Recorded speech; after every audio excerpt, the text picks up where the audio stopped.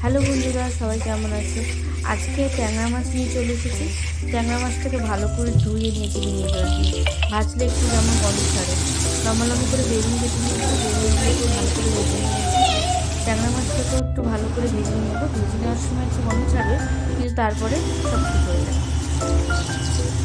রুটির মশলাকে রেডি করে নিয়েছি। কড়াইয়ের মধ্যে তেল দিয়ে কালো দিয়ে ফোড়ন দিয়ে নিয়েছি।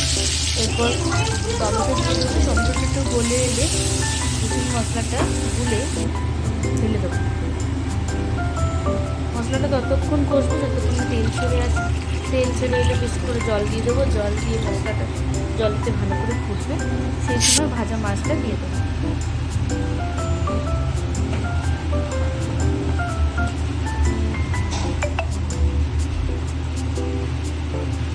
এরপর বেগুনগুলোও দিয়ে দেবো, খানিক নাড়াচাড়া করে ঢেকে দেবো।